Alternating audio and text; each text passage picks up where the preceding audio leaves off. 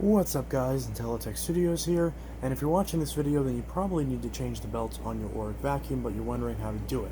Take your Oreck and lean it on its side, specifically the left side if you're facing the front of the vacuum, right side if you're facing towards the back, but you're going to need to face the front anyways, so your Oreck should look like this. Now, we're going to remove this cover to access the belt, and remember that not every Oreck is the same, but most Orecks, keyword most, not the magnesium, but most will have a door like this on the side that holds the belt. We're going to undo this screw right here with a standard number 2 Phillips head screw. So we're just going to undo this Phillips head screw.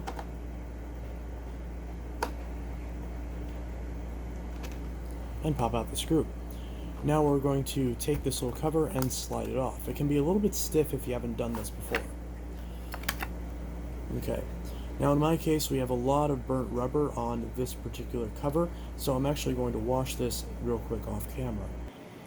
Off camera, I've washed and dried this. Now, if yours isn't as dirty as mine, you can always just wipe it down with the standard disinfecting wipe, or if there's not hardly anything here, then you don't need to do anything. And technically you really don't anyways, because you're not going to see it, but it's just a good practice. So, now that we've removed that, we're going to set that aside, and we're going to grab our old belt and pull it straight off.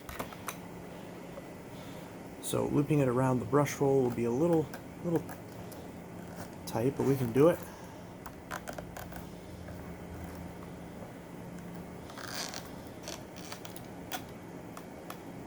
Again, it's a little tight to pull off the old belt, but we can get it.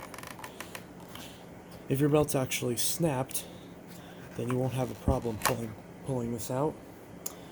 So there is our belt, more specifically our old belt. Once we've grabbed our new belt, we're going to take our new belt, and the first thing we're going to do is we're going to essentially slide it behind the brush roller, just like that, and pull it to kind of line it up. We can always spin the brush roller to give it a bit of encouragement, and there we go. We can see it's looped around this. Now on some models this part of the brush will be metal, on other models this will be plastic, but just got to get around this part. And then we just grab the belt and stretch it over the motor shaft right there. So that little metal pulley right there. We're going to spin the belt manually a few times to make sure it spins. And we're going to spin the brush a few times to make sure that it has tension, that it has torque on the belt. And we want to make sure the belt is riding evenly. We want to make sure it's not slipping off of this little metal piece. Well, metal in my case, again in your case it could be plastic, but you want to make sure that the belt is riding flush with this round piece and that it's not slipping past this little divot right here that's supposed to keep the belt from popping off. Now if your roller brush does not spin by hand by itself, then the bearings on your roller brush may be locked up and you might need to change your roller brush. But if you don't have any issues like that, then this will work just fine. And if it is working just fine, then we can take our cover, line it up right here, slide it back on until it clicks into place. Then we take our screw, turn it all the way in. Make sure to not let our screwdriver slip off, which is what it's doing unfortunately. Old screws combined with a cheap screwdriver, it's gonna happen. And yeah, unfortunately this screwdriver is very cheap. Don't buy hyper tough screwdrivers. This thing is just not doing well. Oh, I just realized I'm going the wrong way.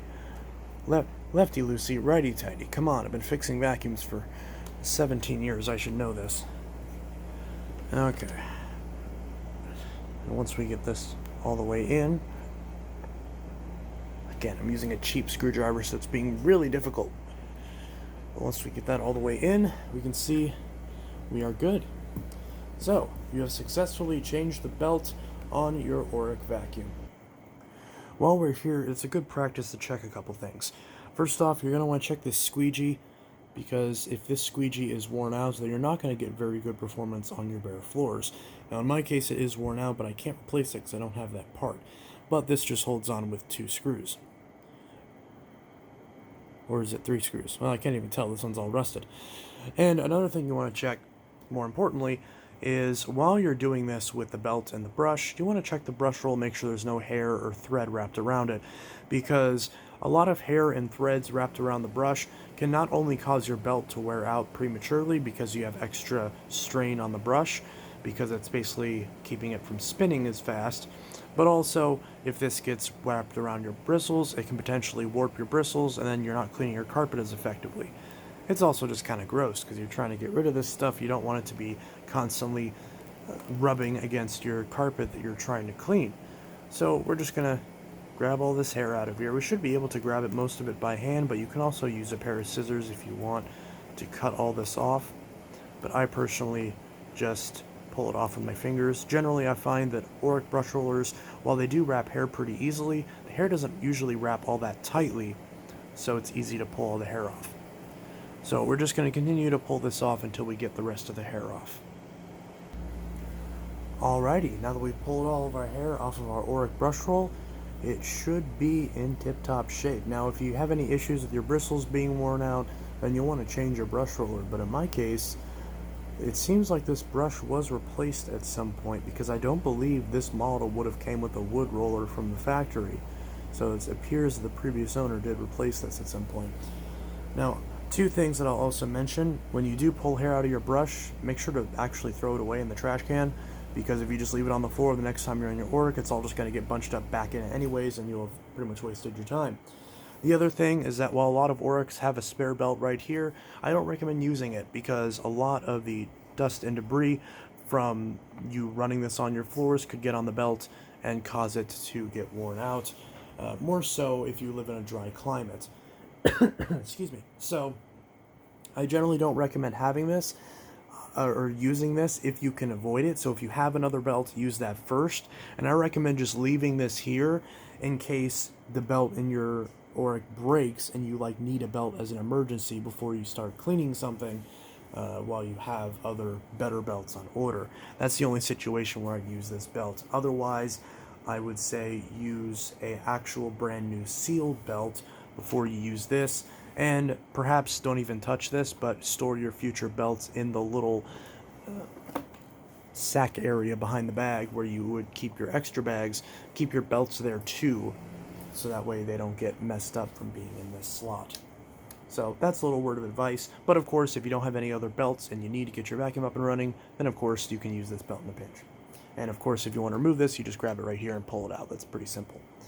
So anyways, that is my Oreck, and hopefully your Oreck now with a nice fresh belt as well.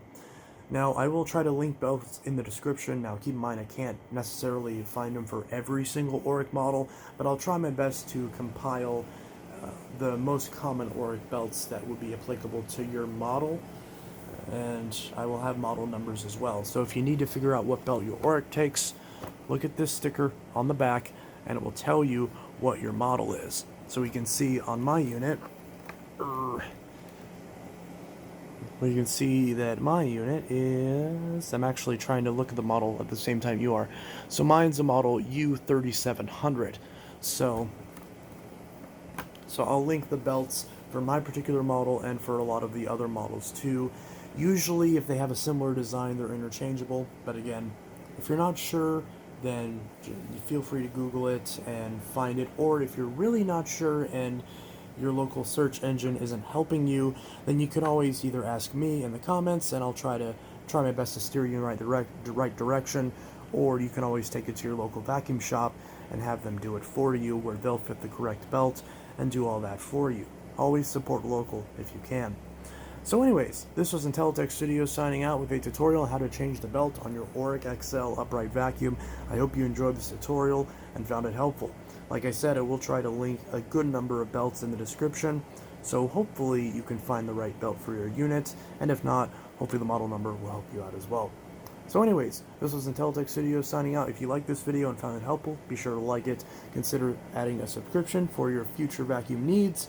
And in the meantime, I hope you have a wonderful rest of your day.